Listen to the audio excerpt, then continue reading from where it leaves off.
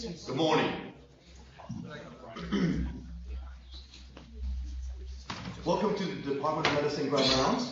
Today we have a special guest that will present a very interesting lecture. But before that, a couple of comments. First of all, I want to thank the faculty again for taking time to interview our resident candidates, but also for the efforts you do for training our residents. And that always pays off. And I don't know what you know about our residency match this year, but we have people going to pulmonary hematology, gastroenterology, cardiology. Eleanor is happy that at least 2 people are going into nephrology, rheumatology, and infectious diseases. And they're going to great places. Some of them are staying here. Some of them are going to Ohio State, University of Southern California, Johns Hopkins, Duke, Virginia, UCLA, Mayo Clinic, Florida, University of Cincinnati, Georgetown, and Yale University.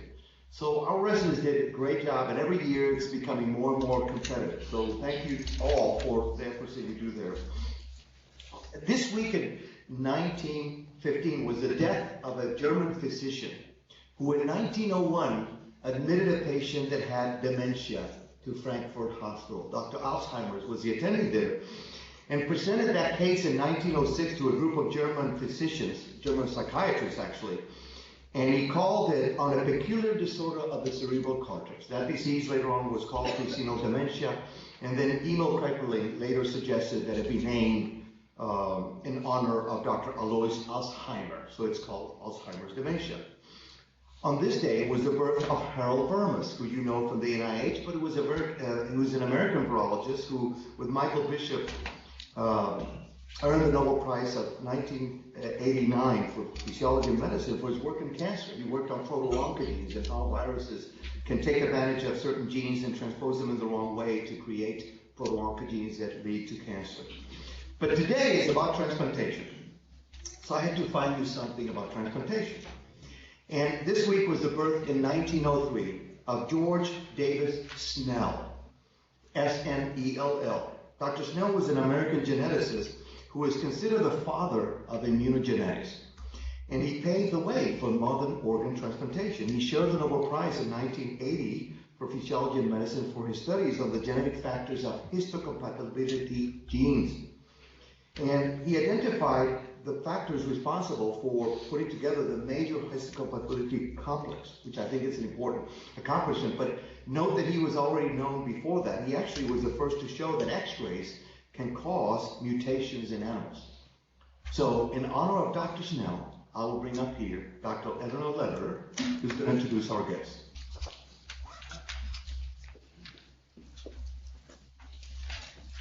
Still harbor that fear that I'm going to trip as I walk through the stairs.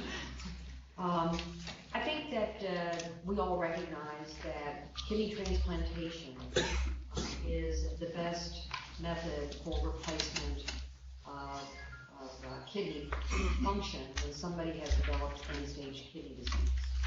And yet, the supply of organs in this country is vastly less than the people who are eligible for transplant.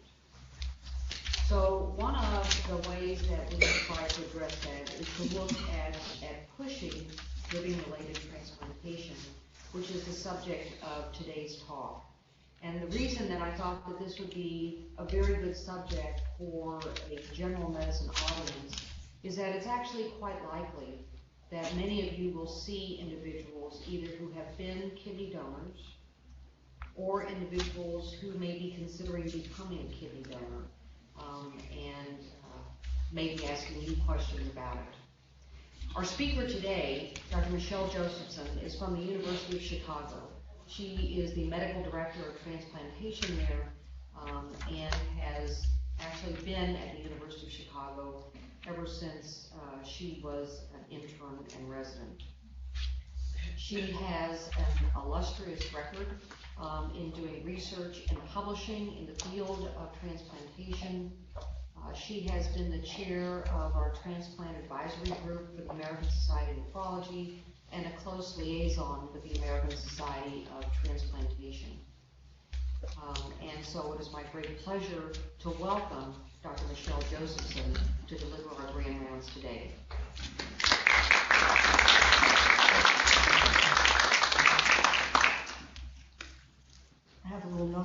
to turn on the wireless mic. Just kidding. Okay, good. Thank you, Dr. Letter, Dr. Roman, and department for inviting me to give this grand rounds. I really appreciate the invitation. Happy to be here today. And actually, it turns out, well, this is a good, probably a timely point to talk about this topic, and I'll tell you about that in just a little bit.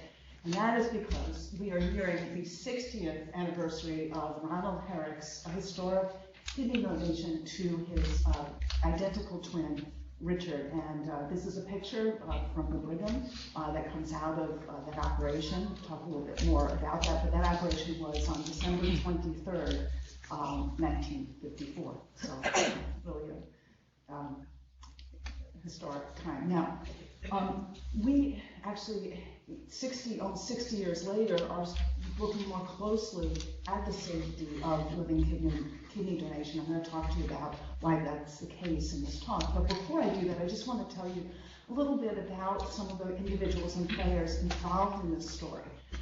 So who are these folks? So obviously these two look a lot alike. They're our identical twins. This is the donor Ronald and his twin brother Richard, who received his kidney almost 60 years ago. And behind Ronald is Hartwell Harrison. He was the urologist who did the nephrectomy, took out Ronald's kidney.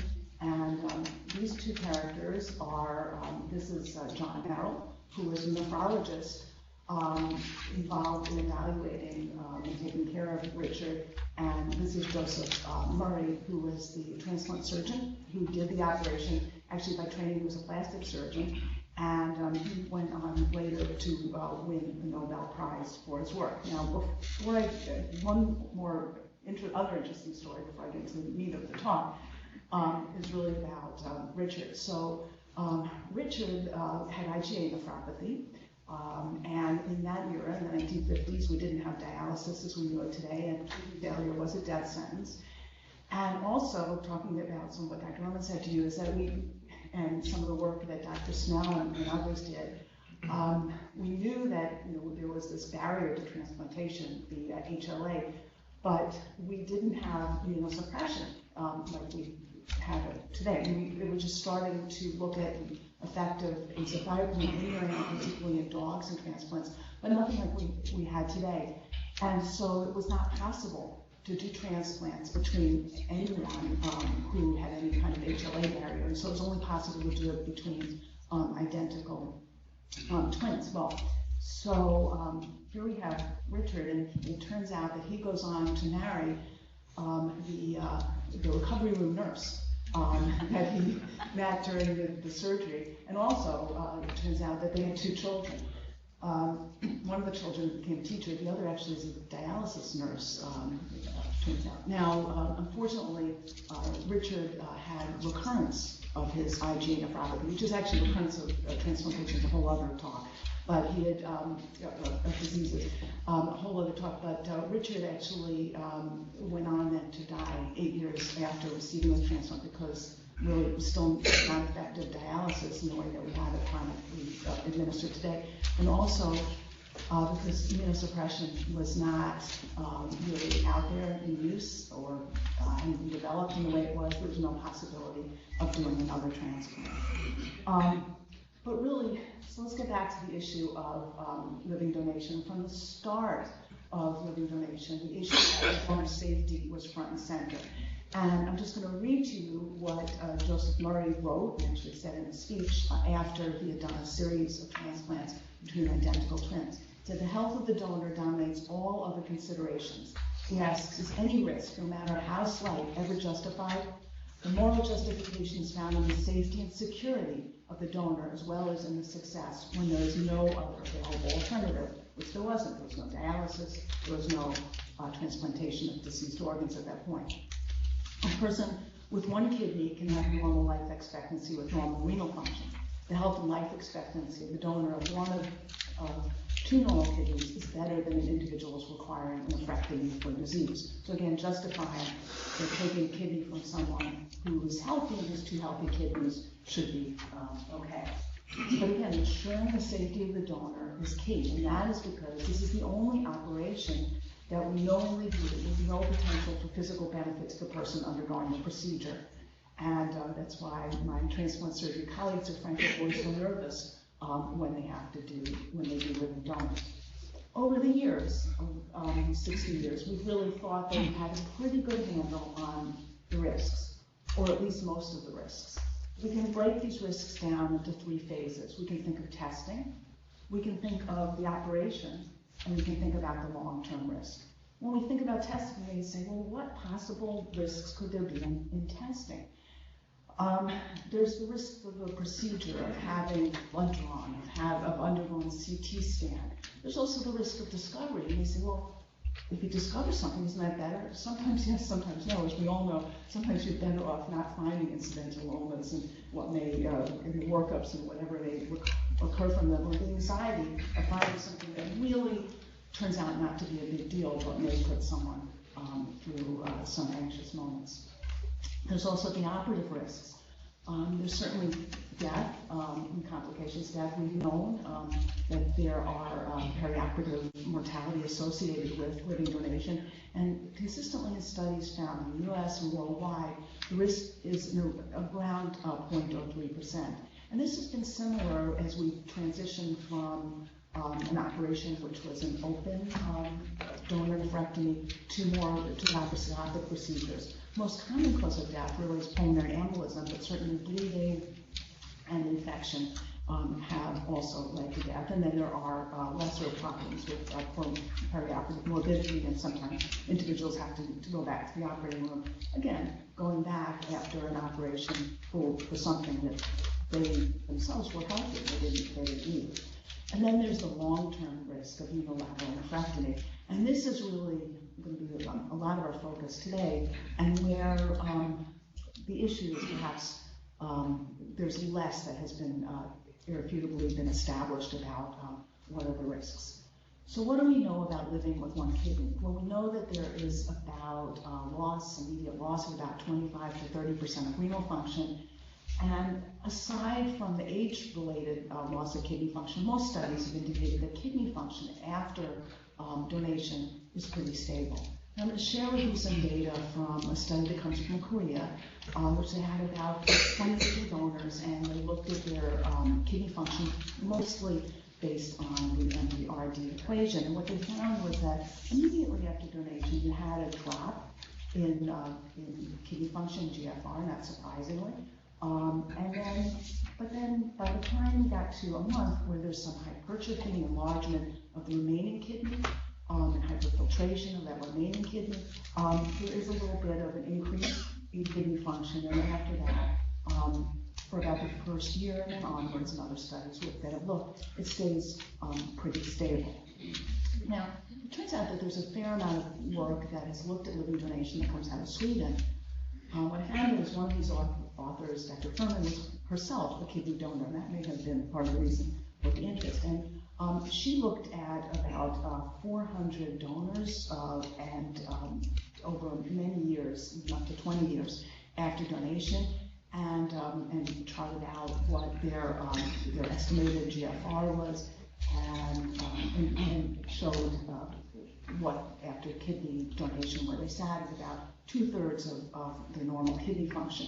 Now it looks here that if you, with time, or as people got older, their kidney function was dropping. That might be concerning, except that for all of us, whether we have one kidney or two kidneys, over time, our kidney function declines. And so when she took into account the aging process and what might be anticipated as normal drop in kidney function over time, it turns out that compared to normal, here, the ratio of estimated to predicted GFR was pretty stable, pretty around that would anticipate not really dropping over time. So that was reassuring that there was a normal decline in kidney function as one might anticipate as the donor gets older, but not an accelerated drop in kidney function. And frankly, up until recently, we have not been concerned about live protection. We were not concerned for many reasons. There are several studies. I'll just share a couple of them with you today. This is a study that comes out of the University of Minnesota. They have a very large living donation program. They were actually able to look at Durbin looked at the donors done at their hospital, and you'll notice that the numbers do drop off over time. But started out close to 4,000 living donors, and compared that to a matched group in the NHAIS cohort, and found that probability of survival between the donors and another cohort looked pretty good. It didn't seem to be any concern that somehow donation had shortened anyone's lifespan.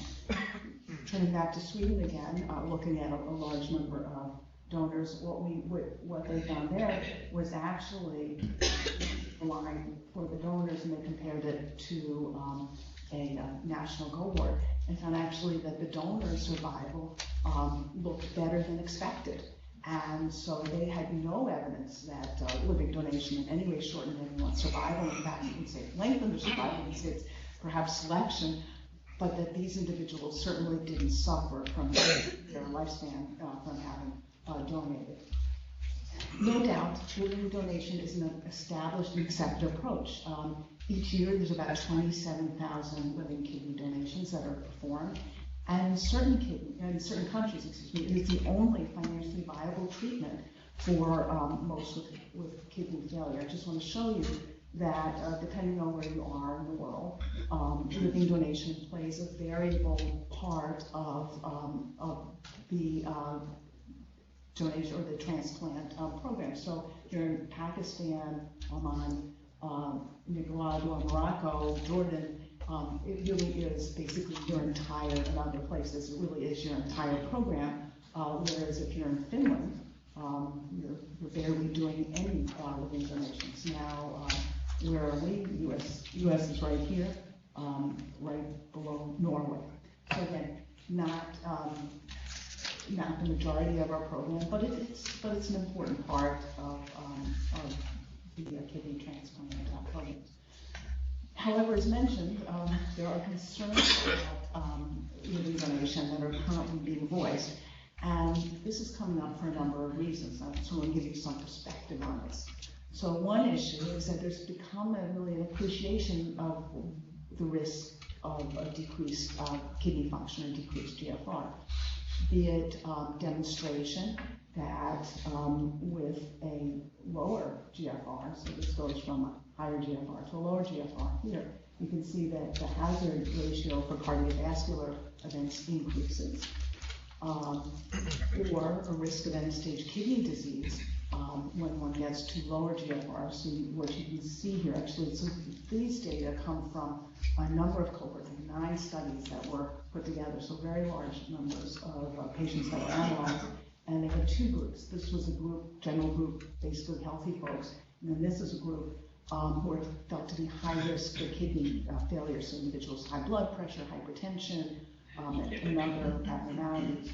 And what you can see is that while the GFR is higher, there doesn't appear to be any increased risk of end-stage kidney disease. But as you start to go down towards a lower GFR, the risk increases. And that's pretty similar to what's seen in the high-risk group.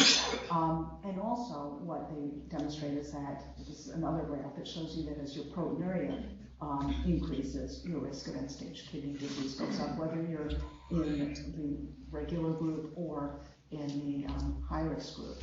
And further in this paper, they go on to demonstrate that in individuals with decreased kidney function, your risk of acute kidney injury increases, whether you're in the normal group or the high-risk group, and then they stratify it based on proteinuria, and proteinuria only worsens that risk.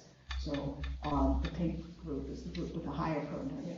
And also your risk of progressive chronic kidney disease increases as your GFR goes down. Now all of this realization that decreased kidney function has its risks comes at an interesting time. It comes at a point where we're starting to realize that, or use donors that in some cases are riskier than donors that we used to use before. So if we look at 2 time periods, if we look at our donor trends now, let's just say, well, 1997 to 2007 compared with about 30 years ago or so, 1963 to 1974. We know that our donors are more obese, that in terms of increased risk, we know our donors are more obese, that if we look at our donors now, about 26% of them are obese compared to about 8% 30 years ago. More are used that have glucose intolerance, 23%, compared with 7%. And studies have looked back and forth about whether or not we use more hypertensive donors. Some places do, to a limited degree. They will use some donors who are very highly selected, who are on one or two or sometimes two antihypertensives, but in general that hasn't changed. Donors are older. Also, we have donors whose mean age is 41 or 42 compared to 37 years old 30 years ago. Now that may not be a bad thing. That may actually decrease their risk. And why do I say that? Because when you take a young individual and you say, well, look at how healthy they are, they can donate or they won't be problem, they're healthy for now. We don't have a crystal ball. We don't know what's going to happen to them later on in their lives. And certainly the majority of kidney disease begins in middle age. So normal young donors are at increased long-term risk than normal older donors who have really probably already proven themselves as being healthy. So, and we also know that, as I said, a low normal GFR is a risk of end-stage kidney disease when kidney disease starts. So if we put them into that scenario, in middle age, they start to have some kind of kidney disease and they already walk into it with a decreased GFR, they may be that much more at risk. So the question comes up, are we putting currently healthy individuals at risk because we don't know they're destined for kidney dysfunction? I think all of us would love to have a crystal ball and know who's at risk. And the really big issue is the comparisons up till now have compared, just as I showed you with Dr. Abraham's study out in Minnesota, that didn't show any change in survival compared to the general public. And the general public may not be as healthy as, they may not be as healthy as some of the donors. So it would be nice to look at a non-donor counterpart that was as healthy as the donors. And here we are now. You may be familiar with the two recent studies that have suggested an increased risk. There's a study from Norway by Moheen, and it's another study out of the group from Johns Hopkins by Muzali that did indicate increased risk. I'm going to talk about those studies a little bit more. But why the difference? Why all of a sudden these studies show increased risk potentially in donation, whereas the prior studies didn't? Well, there's several reasons. We'll talk about some of the reasons, but there's longer follow-up, more events were noted, and it really has to do with how the controls were matched. So this is the study out of Norway, and it showed increased risk of the donors for several issues: death by any cause, death by cardiovascular disease, markedly increased, and end-stage kidney disease being markedly increased. And this actually is a graph which shows that in the kidney donors, they had an increased risk for mortality compared with the controls. Now I'll try to circle back and talk to you about potentially why that may be, but this certainly caught the community's attention. And this is the study that was published in JAMA from the group in Johns Hopkins, which showed a markedly increased risk of end-stage kidney disease compared with the non-donors. Now, the non-donors came out of the NHANES group as well, but they were very selective. And I just want to say that they didn't have enough to match, so they sort of included some of the non-donors repeatedly. We'll talk about how that becomes an issue. But putting this into context, because that really concerned everyone, realize that the absolute risk is small. So what are we talking about out of this Johns Hopkins group study when we talk about risk? We're talking about 75 per 10,000 for Black donors, about 33 per 10,000 for Hispanic donors who went into kidney failure, about 33 and about 23 per 10,000 for white donors who went into kidney failure. But the absolute risk is very small because there's some baseline risk. The absolute risk increase is about 51 per 10,000 for black donors, 26 per 10,000 for Hispanic donors, and 23 per 10,000 for white donors. So what I was telling you is that 23 out of 10,000 white, 26 out of 10,000 Hispanic, and 51 out of 10,000 black individuals were said to have gone into kidney failure because they donated a kidney, compared with the control population. And that's the key. There's more to consider in this study, and that's compared to the control. In this study, donors had significantly higher BMIs and systolic blood pressures and were 2 times as likely to be smokers. So this compared to who is a big issue. Are we comparing this group to a too healthy group, to a group that's healthier than the donors? The other issue is that the majority of end-stage kidney disease in the study out of Johns Hopkins, true in the study out of Norway, occurred in family members of individuals with kidney failure. So perhaps they were at higher risk for genetic purposes. Now remember, all the studies up to now have shown that the risks were the same or better than the general public or the control population, whereas these 2 studies now show, well, the risks are maybe higher. And it's sort of interesting to put this into context, to look at this slide. And here are the live donors, and I only showed you this part of the slide before. What you can see is that the live donors certainly do look like they have increased risk compared to the healthy non-donors, but when you plot unscreened non-donors, the populations that we've been comparing to all along up until now, you can see that actually the live donors have a lower risk. So this study isn't any different. The numbers and findings in the study aren't any different than any of the studies up until now. It's just that they compared it to a different group. And so compared to who is a really big issue and always a thing to think about. But I think it's fair to say that in both the Moheen and the Musali study, there's a signal, similar signal. The data is a little different. The Moheen study showed that the risk is about 0.47% in 15 years of developing end-stage kidney disease, whereas the Musali study had a lifetime risk of about 0.9%. Overall, the 2 studies demonstrate about approximately a 5-fold increase in end-stage kidney disease after donation. But again, I want to get back to the design issues because that's key. There are confounding design issues in this Norwegian study. It turns out, I don't know why they did this, but they took a very, very low risk control group. They actually had all their controls. It may be that this was just a population that had been studied, but they took them all from one county in Norway that just happened to have the lowest mortality rate of all of Norway. In addition, when we looked at the controls versus the donors, the 2 groups are not contemporaneous. The donors come from start as far back as 1963 to 2007. Controls start in 1984 to 1987. And certainly there's been population survival increase over those years from 1963 to 1984. So it may be that because the donors come from back from 1963, it's not a fair comparison.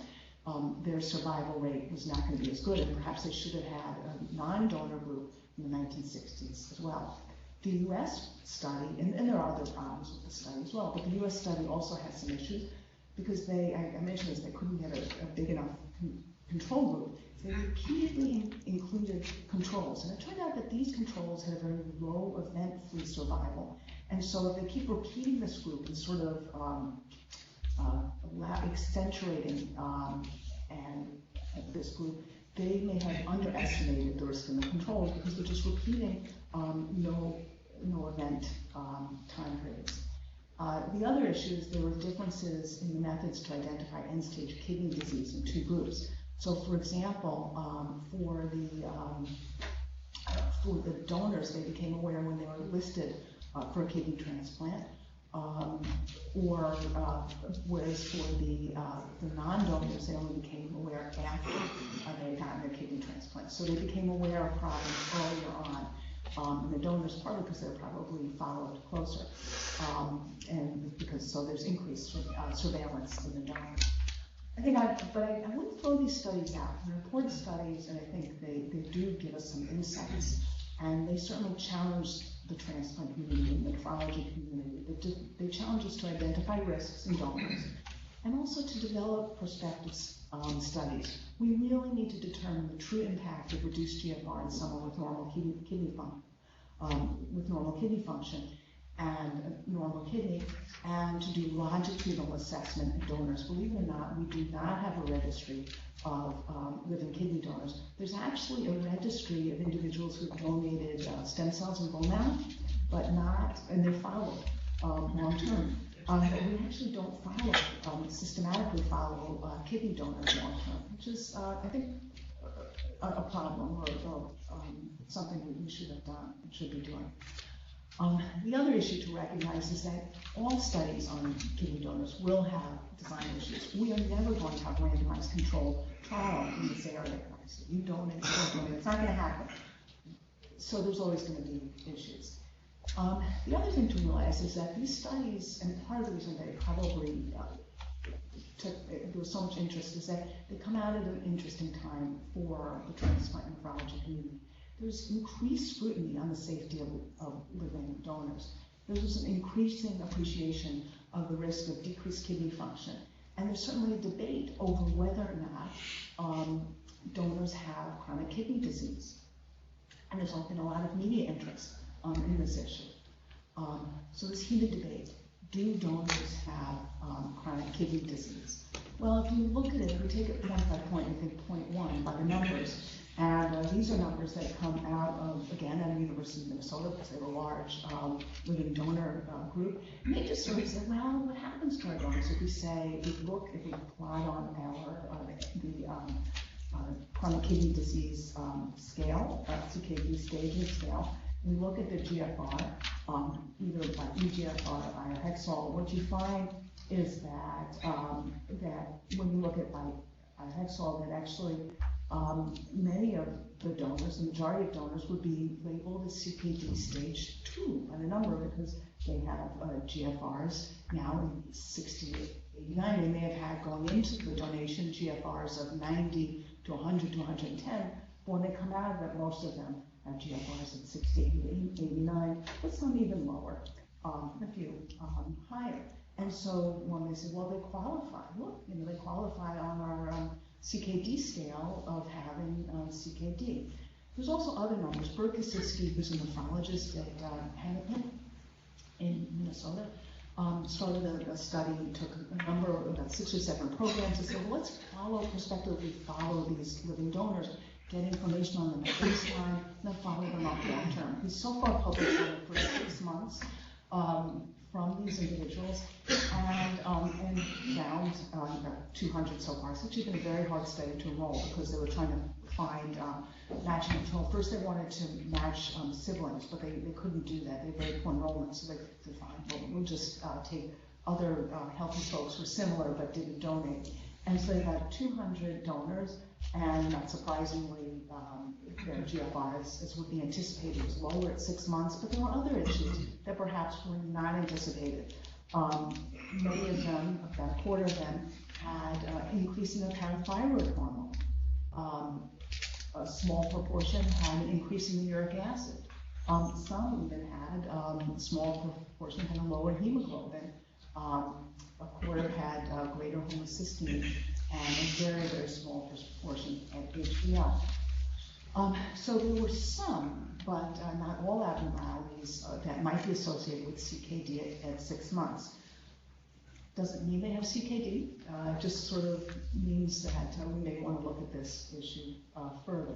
Now the counterpoint to that issue of, well, the donors fit CKD by the number is, by the numbers, recognize that the KDOQI and KDIGO definitions, the scale, the CKD staging scale, is really based on patients with kidney disease. And there are no data to support that using these definitions in a healthy donor population is justified.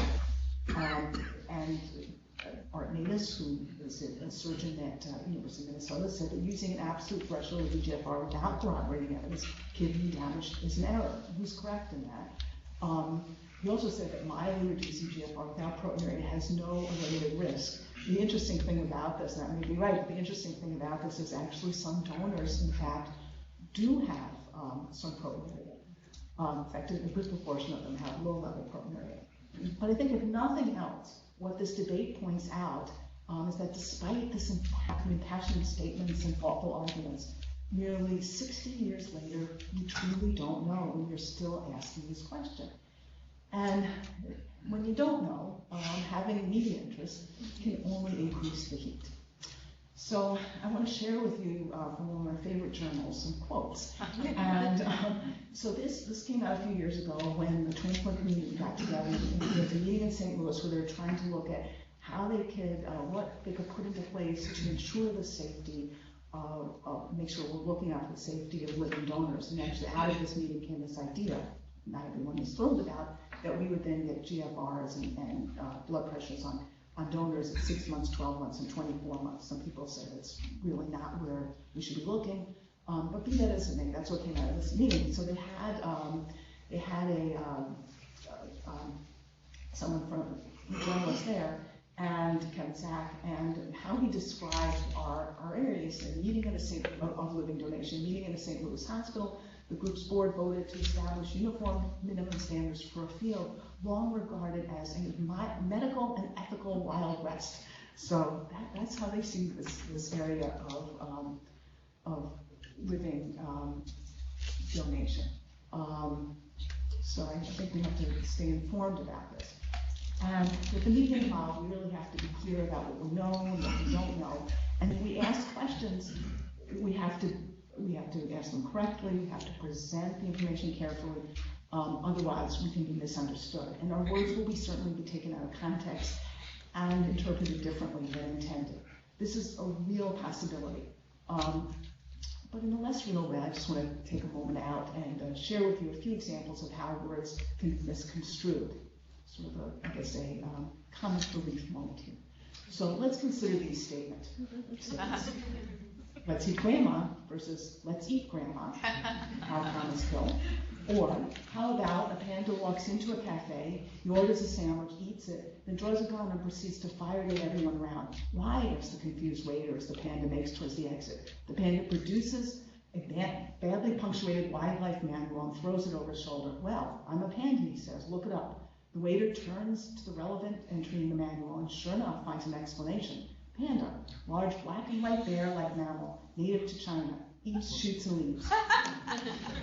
So all kidding aside, what we say and how we say it really matters.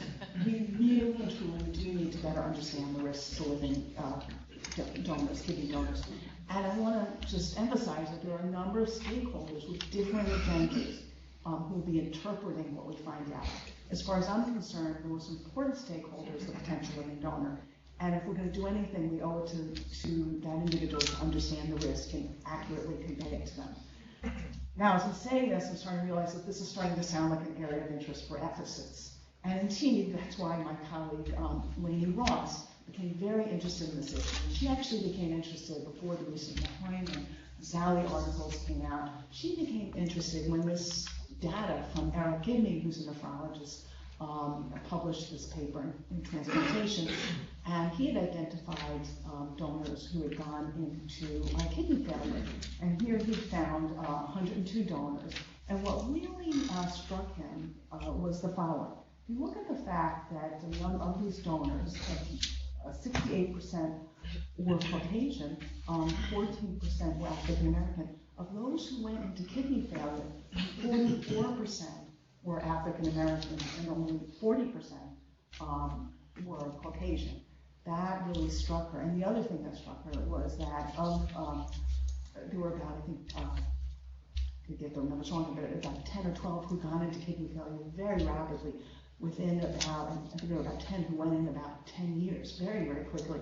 And of those individuals, I think about 9 of them were African American. So it was certainly. Now, Lainey is actually a general pediatrician and an ethicist, and so she wasn't she's thinking about this from her perspective, and she started to focus on what was going on in these African American donors, and she proposed to try to figure out why these individuals had increased risk of end-stage kidney disease and had this rapidity of onset of after donation.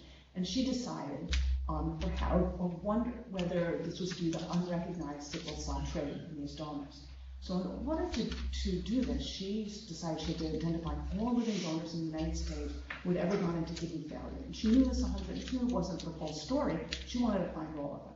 So she started reaching out to dialysis communities to identify anyone donors on dialysis. And if you're a nephrologist, you may have heard from her. She started reaching out to the transplant community to identify donors with kidney transplants listed for transplantation. She wanted to find all donors who had ever been listed for kidney transplant or had gone into kidney failure. Why is this important? It's because of the issue of inherent bias. If you fail to locate all donors and those you don't locate have either worse or better outcome, you're going to come away with the wrong answer. So you want to get the full picture, you know what's going on. And I have to give Lainey's credit that this is really a story of persistence in a quest. It really took her up to 3 years to obtain governmental approval from HRSA. In fact, it turns out that HRSA is allowed to give out she's trying to identify these individuals and then get information from them. HRSA is actually allowed to give out protected health information for research that is considered important and cannot be done otherwise.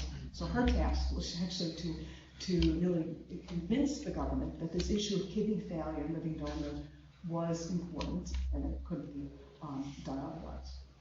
So finally, after 1 year of trying nicely, she started calling government officials every 3 weeks. And if you know Lainey, you don't want to get these calls from her every 3 weeks, and they relented. And so she was actually provided with access to patient information, allowing her to figure out who was ever listed for kidney transplant. She also, although she needed, she also got a certificate of confidentiality. With this list, Lainey could then contact the patients directly, but she didn't want to alienate individuals. She also figured that it'd be more likely if a patient's physician said, would you participate in this study, or consider it, they'd be more likely to do that. So she's been contacting their nephrologists and other physicians to ask them if they would get involved in the study. Also, over time, her question changed. As it turned out, she I don't know how it happened exactly, but Jeff Kopp at NIH heard about her study and said he was interested in working with her on it. And he suggested actually expanding the project to identify risk factors for living donors developing ESRD outside of sickle cell trait. And that was, I think, helpful, kind of broadened the question, probably made it more relevant, in order to store blood and to do some of the testing. And so looking for other issues such as Neprhology, IL-1, for example, and other things. So where are we so far in the study? I'm working with Lainey on the study, and we've located about 180 former donors who've gone into kidney failure. We've identified we have about 145 blood and tissue samples. Turns out that 27 went into kidney failure pretty quickly. The average age at donation of these individuals is about 37 years, and actually those who went into kidney failure and those, in general, their insurance, those who are insured didn't change. It was about the same. The other interesting thing that she's found is that former donors really want to participate in the study. She has a tremendous amount of enthusiasm amongst the donors to get involved. In fact, one sort of touching story is that a former donor who died of kidney failure and that had succumbed to, I can't remember which cancer, but dying of a cancer, was actually on hospice, dying when she happened, the physician got in touch with him, and she happened to, was given permission to talk to him, and this former donor who was dying told his wife, I know I'm in hospice, I know, I'm dying, but draw my blood. I want this, I want to be involved. I want to, participate and have them find out as much as they can about this issue. So there's been just tremendous buy-in from donors who've been contacted. So to give you a sense of how this population of individuals who had gone into donated and gone into kidney failure compares with the broader donor pool of individuals who've donated over the years, and we have data on individuals who've donated since 1988. You see our sample here in orange compared with broader donor pool. In yellow, you can see that our sample more likely that donors who have gone into kidney failure more likely to be male and female. If you look at race, ethnicity, perhaps not surprising, given everything I've shown you before. Donors who've gone into kidney failure less likely to be white, more likely to be black. And what about the recipient relationship to donors? Well, given also compared to the studies I told you before, where often those who went into kidney failure were family members, turns out that siblings were more likely to go into kidney failure than seen in the general, than actually any other relationships. So what is the point of this study? I think the point of the study is to define donor risk and also to find out who's really at risk for end-stage kidney disease because they donated, and ultimately to help us in our practice and to be able to give informed consent. I don't think anyone involved in this field is thinking that we should do away with kidney donation, but just that we should know what we're doing and be able to describe it. The other issue is I think we have this inherent assumption that donation in those at risk increases their baseline risk. In other words, if you have a baseline risk of kidney failure and then you donate a kidney, your risk is that much higher than your baseline risk. But perhaps it's not. Perhaps we're just seeing it in this population, African American population, because they have a high baseline risk. So in other words, baseline risk plus kidney donation, you just see this high baseline risk. We don't know that, and that's something we need to find out. I think everyone has sort of assumed that this is the case, that we're increasing high baseline risks, but we're not sure. The other issue is, do these equations apply differently to different groups? Maybe or maybe not. Does donation worsen the individual's baseline risk any more than someone with a low baseline risk? Perhaps or perhaps not. Perhaps the absolute risk is higher in a specific group because they're at high risk, as I said. But the relative risk may or may not be different. I think it would be helpful to define that. And for us to define that with the study that I'm working with Laney on, we're going to have to identify the appropriate control group, just as we talked earlier about the importance of compared to who. Who are you comparing when you're trying to answer these questions? Why is this crucial? Again, this issue of potential bias. Just to get back to the earlier part of the study, comparison is the general population, not as healthy as donors. The risk looks lower, and that was what has been shown in the past. Controls who are not screened as rigorously. So for example, how are you going to put quality controls through unneeded CT scans that the donors get? You're never going to do it. So it's very likely that your donors are going to be less rigorously screened, and so they may not be as healthy, and consequently the risk is going to look lower. Or if you find this exceedingly healthy control group, or you amplify it by having a small healthy group and just including them multiple times, as was done in the Johns Hopkins study. If you have this very healthy control group, the risks may look higher. So it's always compared to who. And I think once we get all the donors, we will only have half the data because we need to answer the question. So again, we're currently considering what is its appropriate group. At first we thought maybe we would use a non-donor best friend or sibling, someone like the donor, but someone who just didn't donate. And this gets at the issue of how did donation alter the individual's risk, the individual who did donate, how did it alter their risk. But the problem there is that many of the siblings and friends haven't had insurance over the years, so we may not have longitudinal data. So we're probably not going with that group. We're probably going with trying to get similar living donors who did not go into kidney failure as the control group. And that's going to get at the issue of what distinguishes donors who go into kidney failure. But certainly each approach looks at a different angle and will lead to a different part of the answer. And two, I think it's important to realize that this is a retrospective study. And as I mentioned earlier part of my talk, early living donor criteria are changing. We're taking more obese individuals with some glucose intolerance. Certainly, and why is that? Well, that's because donors really reflect our society.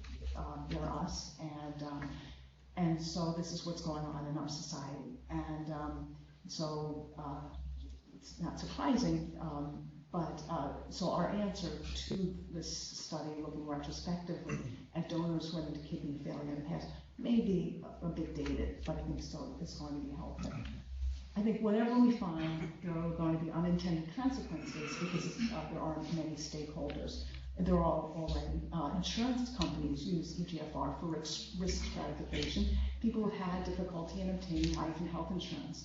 There are increased premiums. We know that 2 to 11% of former donors have had insurability problems, and there's, at least in the past, there's always been problems with this issue of pre-existing conditions. Hopefully that issue won't be such an issue in the future, but there has been problems with donors in the past, and this was written about, again, back to my favorite journal, by a journalist in the New York Times talking about this individual, Eric Royer, who had lupus, went to kidney failure, and her father was able to donate a kidney to her. He was a physical fit, 53-year-old. After that, unable to obtain health insurance. And he was a retired teacher, was screened carefully, but he was turned down because he had, quote unquote, chronic kidney disease. As I mentioned earlier, getting back to the issue of do donors have CKD? Sometimes the insurance companies say they do. He was also unable to purchase life insurance.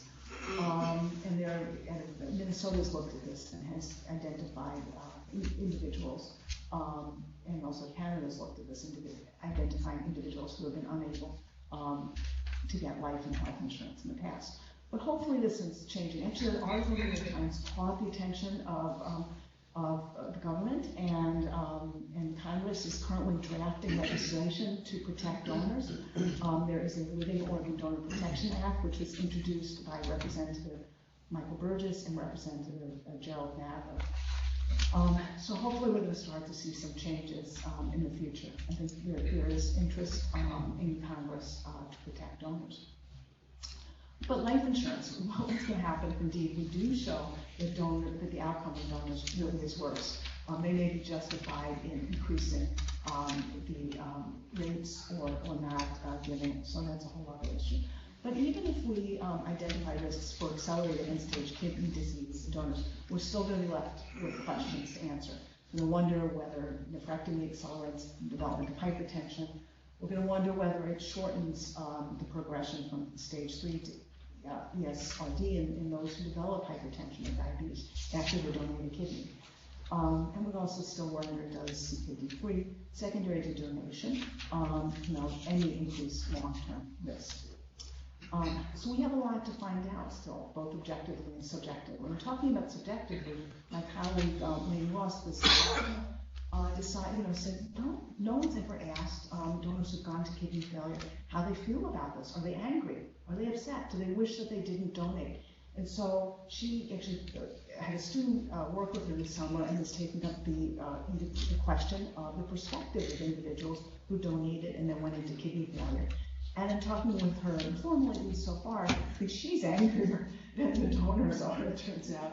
And actually, she said that she's really been impressed and shocked to talk with these donors and find out that they actually are not upset and sort of feel that if they know what they knew today, they would still donate because they feel that they did make a great gift. Now, what's actually interesting, and I think little known, going back to the beginning of the talk, is that it turns out, and this really isn't written about much, but it turns out that Ronald Herrick, who died, the donor for the first successful living donation kidney transplant, donating his kidney to Richard, actually died a couple of years ago, but had gone into kidney failure and was on dialysis for a bit before that. So it's kind of an interesting area. And actually, Laney had been in touch with his widow, who said, he was not, he was always happy that he had done it. but also was very interested in this research and learning more about what happens to donors. So putting this all into perspective, I think we all still believe that living donation is an important modality. The risks are not incredibly high, but there probably are some risks. These papers that I've talked about have been really scrutinized. And many people say, we really, even though they're flawed, we believe there probably are some increased risks. Not to say that we shouldn't do it, but that we should be informed. And that living donors must accept risk is not a new idea. We tell them about the mortality risk, operative mortality risk. But I think these recent papers have been helpful. They've given us some more impetus to educate potential donors. It's important. We maybe have some progress in defining absolute risk. And we know now, I think we're really seeing that the greatest risk is in relatives of those with end-stage renal disease. I think determining risk is critical. We need to be able to inform future donors. We need transparency. We need to understand what long-term risks we are asking our donors to assume. With that, I thank you, and happy to answer any questions.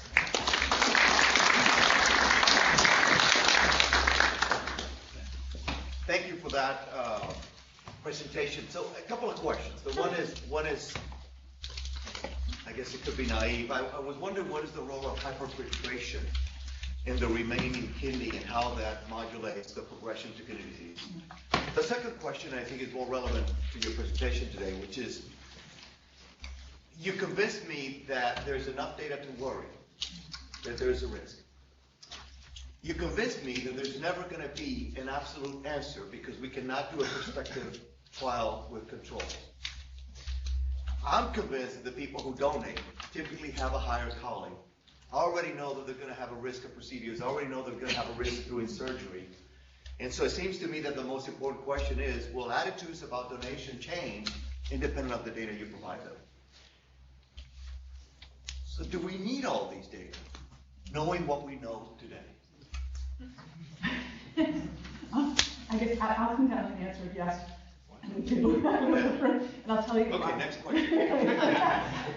So one of the other things that I didn't talk about because it's only an hour is at the same time that this is going on, there's this whole other very interesting area of in the world of kidney donation. This may be a little tangential, and that's the issue of paying living kidney donors. And I don't know how much you hear about this, but this is really starting in a sense to come up as an issue because people say, we have this gap between available deceased donors and people in the kidney transplant. Almost 100,000 people on the list waiting for a transplant. And so there is a growing voice in this country that's saying we should make this into a market that will take care of the whole issue. And look, it's pretty safe. And so, so why shouldn't people be allowed to donate? People donate ovaries, eggs, people donate, all sorts of things. Why shouldn't they be able to donate? And so I think that if we think about the Wild West of living kidney donation, there are be a lot of things coming down the pipe that where we probably can't even think about what's going to happen, where this data, I think, will be helpful. But we really need to think about the risks. And the other issue is that there's a lot of pressure on hospitals to increase their transplant programs, and increase their transplant numbers. And sometimes the hospitals, in fact, say, well, why are you denying? Why are you saying no? Why are you ruling out some of these donors? The risks are so low. Why not go ahead? So I think we really need to be informed about what we're doing, and also to identify, the high-risk groups and be able to be very clear about it. So I do actually think it's important to define it, and also because I think that if we base it on studies that are not well done, there are always going to be the critics and they will say, it's just a bad study. There's no risk. Hyperfiltration. It may well play a role. I think it may be part of the issue, and it also may be part of the issue. Why if you go into a really marginal kidney function to donate, marginal kidney function, you may be at even higher. So I think that may. Let's start over there, then we go over here. Hi. I just had a question about how many of these living donors actually who go on to develop end-stage renal disease then become recipients of living donor kidneys. That's a great question. So one thing I don't know the answer. That's a really interesting question. So I'm sorry. So the question is, how many of these living kidney donors went into kidney failure who received transplants were actually recipients of living donor transplants? But I should say, one of the I'll tell you two things.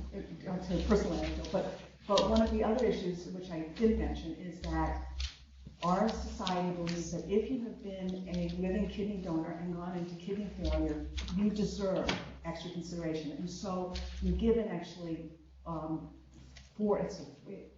technically 4 points on the deceased donor kidney transplant list, which will get you an ability to get a deceased donor transplant pretty quick, probably within a year. Australia, by the way, doesn't do that. I'm going to kidney failure, that was the best.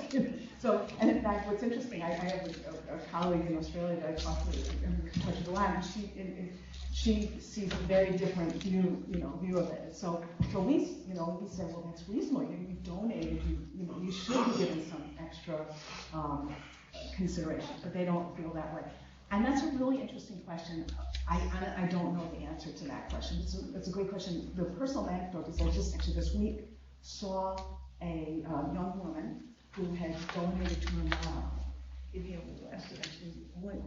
Less than a year. She actually, this is about 10, 15 years later, she's now in kidney failure. So we just listed her for a transplant. Her son wants to donate. She said no. And knowing the family history, knowing he's African American, knowing he's a young guy, said and I agreed with her. Thank you for that good lecture. As a clinical nephrologist, I will get donors who want to be seen for chronic kidney disease or routine follow-up. What is your recommendation about healthcare monitoring post-transplant donation for the donor? That's a great question. I advise them every year to get to have blood pressure done and to get kidney function done, look for proteinuria every year. I think, and this is an area where I think we really have to partner with the general internists, because as I think as nephrologists we can't see all of the donors, and probably there's really no reason for us to see all of the donors, but for them to have close follow-up with their general internist and primary care physician, and then if there is any change or any problem to come and see us. It's also probably one of the areas where it's best to use an ACE inhibitor or an ARB if there's actually a question about hyperfiltration, if there is evidence of hypertension. Question here. Quick question, is there a relative age at which you won't do it for a donor, an absolute age where you won't do it, and then how old is the oldest living, or was the oldest donor? Yeah. So I would say that I don't have an absolute or exact age, but certainly as we get older, well, I say that if someone called me up in their 70s, unlikely for many reasons that would allow them to donate. Although interestingly, I did have one situation where I think a wife wanted in her 70s to donate to her husband, but truth of the matter is they're probably going to have contraindication. So I don't have an absolute and exact age. And I'm sorry, you asked me another question, which how old was the oldest? Oh, the oldest. I don't know nationwide, but I do know that in our program, actually, we had a mom who was in her 60s, like 65, who donated to her daughter. And that was, this was actually about 15, 20 years ago, but it worked out, and actually, the kidney just failed, but it worked out for them. If it ever becomes relevant, I want my kidney to be younger than Sadlo's kidney. In our country, everyone is called upon to donate. Force of law is behind it. But it appears that only those who are insured are able to receive. Looking at the global community, is there anybody that's doing better? In other words, can we take the pressure off living donors by assuming that every deceased person is eligible, and by paying for the transplant out of a national health system or some special program, as we already have for kidney disease in this country? Would that take some of the heat off living donors? No, I think so. The issue of unintended consequences, or how the market, what do you think, policy one way, how it affects others. You're right. You're absolutely right. We have there are countries that have presumed consent, and in those countries that have presumed consent for deceased donation, the deceased donation rates are higher. So, for example, Spain has a great program. In fact, they will send ambassadors to other countries to tell them how to do their transplant programs better, because they have a great system and they have presumed consent, much higher rates of donation. I think that if we did have higher rates of deceased donation, this issue would be less pressure on the living donor. Now, by living donor, by contrast, other countries don't have deceased donation processes at all, and it's all pressure is on the living donors. But again, you're also correct that the issue of how we don't pay for the immunosuppression or other aspects long term, or other aspects of that would make transplant viable or an option for many patients is a big issue. And so hopefully that this issue of immunosuppression coverage, for example, that's out there, which has been going on for decades now, is still a problem, because the government can't see that transplantation is more economical than dialysis. So that is a big problem. But I think if we had presumed consent, that would be an issue. The other issue that's been batted around here, we're talking about potentially paying for living donors. What about paying funeral expenses for deceased donors? And there are really other creative things that our society could do that would encourage transplantation to increase, and perhaps not to be as much of a concern and burden for living donation. So I think the solutions are out there, but I don't think we've taken them on yet. Dr. Josephson, we thank you for visiting Louisville. We have a tradition of letting our visitors not go home without something that says Louisville. You think say Louisville as the Louisville Slugger. Okay? Thank you. So it's our intention to have one of these in every single institution in the United States by the end of this decade.